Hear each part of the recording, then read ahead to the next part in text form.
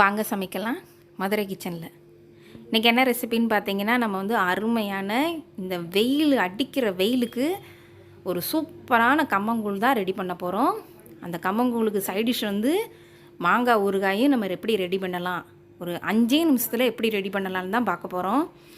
நம்ம வந்து இட்லி தோசையெல்லாம் இந்த வெயில் காலத்துலலாம் சாப்பிட்றதுக்கு நம்மளுக்கு டயர்டாயிரும், ஒரு மாதிரி சோர்வாக இருக்கும். அதுக்கு இந்த கூழ் குடிச்சிட்டு நம்ம இருந்தோம்னு வச்சுக்கோங்களேன், இந்த வெயிலவே நம்ம வந்து எதிர்த்து நிற்கிற மாதிரி இருக்கும். அவ்வளோ நல்லாயிருக்கும். இத்தனை சைடிஷ்ஷும் வச்சு நம்ம அந்த கூழ் குடிக்கும்போது வயிற்றுக்கும் ஃபுல்லாக இருக்கும், அதே சமயம் உடலுக்கும் நல்லது, நல்லாயிருக்கும். நீங்கள் இந்த கூழ் வந்து எப்படி செய்யுதுங்கிறத நம்ம பார்ப்போம். இதுக்கு தேவையான பொருள் என்னென்னு கேட்டிங்கன்னா, 2 கப்பு வந்து நான் வந்து கம்பு மாவு எடுத்திருக்கேன். இந்த கம்பு மாவு 200 கிராம் இருந்தது. இந்த 200 கிராமுக்கு வந்து நான் வந்து இப்போ 2 கப்பு அளவுக்கு தண்ணி சேர்த்து நல்லா கரைச்சிக்கோங்க, கட்டி இல்லாமல். இது 1 கப்பு அளவு வந்து 200 ml தண்ணி இருக்கும். அதனால் வந்து 2 கப்பு சேர்த்துட்டு நல்லா கட்டிகளே இல்லாமல் கரைச்சி ஒரு ஓரமாக வச்சுக்கோங்க.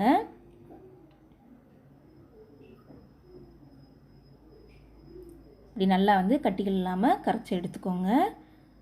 அதுக்கப்புறம் நம்ம வந்து ஒரு அகலமான பாத்திரம் எடுத்து அதில் நம்ம எந்த கப்பில் மாவு எடுத்தோமோ அதே கப்பில் 8 கப்பு அளவு தண்ணி சேர்த்துக்கோங்க. இந்த 8 கப்பு வந்து இதுவும் வந்து 1 கப்புக்கு 200 mlனா அப்போ நம்ம வந்து 2 லிட்டர் அளவுக்கு தண்ணி சேர்க்கணும். இது எல்லாம் சேர்த்து நம்ம கொதி வரட்டும். அதில் நம்ம வந்து ஒரு ஸ்பூன் உப்பு சேர்த்துக்கோங்க. இந்த உப்பு நல்லா கரைஞ்சி தண்ணி கொதி வரும்போது நம்ம கரைச்சி வச்சுருக்க கம்பு மாவை எடுத்து இதில் சேர்த்துக்கோங்க. கொஞ்சம் கொஞ்சமாக சேர்த்துட்டு அடியில் வந்து கட்டி தங்காத அளவுக்கு நல்லா வந்து கிளறி விடுங்க. இப்படி நல்லா வந்து மாவு வந்து அந்த இதெல்லாம் எல்லாம் ஒன்றா சேர்ந்து கலந்து விடுங்க. சிம்லேயே வச்சு நீங்கள் இந்த கூழ் காய்ச்சுங்க. ஹை ஃப்ளேமில் வச்சு காய்ச்சிட வேண்டாம், அடி பிடிச்சிரும். இது பார்த்திங்களா, கொஞ்சம் கொஞ்சமாக வேக வேக நம்மளுக்கு வந்து இந்த கூழ் வந்து கொஞ்சம் கொஞ்சமாக கெட்டி பதமாக வரும். இப்போ நல்லா வந்து இந்த அளவுக்கு கெட்டியாக இருக்குது. ஆனால் இன்னும் நம்ம வந்து கொதிக்க விடணும். குறைஞ்சது நம்ம வந்து இந்த கூழை வந்து ஒரு 15 நிமிஷம் வரைக்கும் நீங்கள் காய்ச்சி எடுக்கும்போது நீங்கள் மறுநாள் கூட இந்த கூழ் வந்து கெட்டு போகாமல் அப்படியே நல்லா இருக்கும். பார்த்திங்களா, இப்படி நல்லா வந்து கொதி வரணும். கொதி வச்சு ஆற வச்சுக்கோங்க ஓரமாக. அதுக்கப்புறம் நான் வந்து ஒரு பெரிய மாங்காய் எடுத்திருக்கேன். ஒரு சைஸ் ஒன்று போதும். அதை வந்து நல்லா வந்து இப்படி குட்டி குட்டியாக, அதாவது ரொம்ப சின்ன பீஸ் இல்லாமல் ஓரளவுக்கு சதுர ஷேப்பில் நல்லா வந்து இந்த பீஸை வந்து எடுத்துக்கோங்க.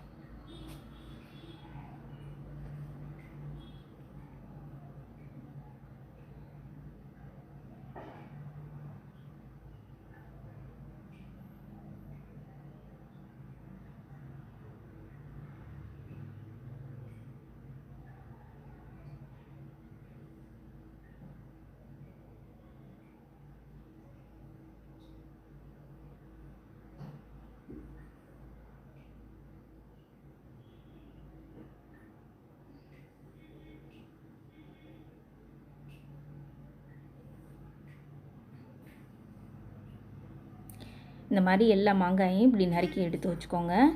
நறுக்கி எடுத்து ஒரு பவுலில் மாற்றி வச்சுக்கோங்க.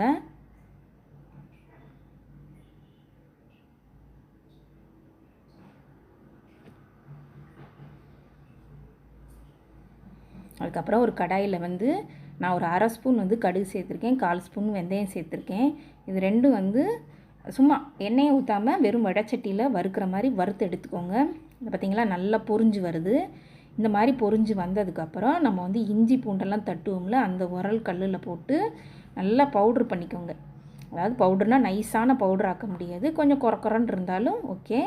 இந்த பார்த்திங்களா, இந்த மாதிரி கொரன்னு இருந்துச்சுன்னா நல்லாயிருக்கும். இந்த அளவுக்கு பொடி பண்ணி வச்சுக்கோங்க. அதுக்கப்புறம் அதே கடாயில் நான் ஒரு 25 மில்லி நல்லெண்ணெய் சேர்த்துருக்கேன். அதில் ஒரு 1/4 ஸ்பூன் வந்து கடுகு சேர்த்துக்கோங்க. கடுகு பொரியவும் கருவேப்பிலை சேர்த்துக்கோங்க.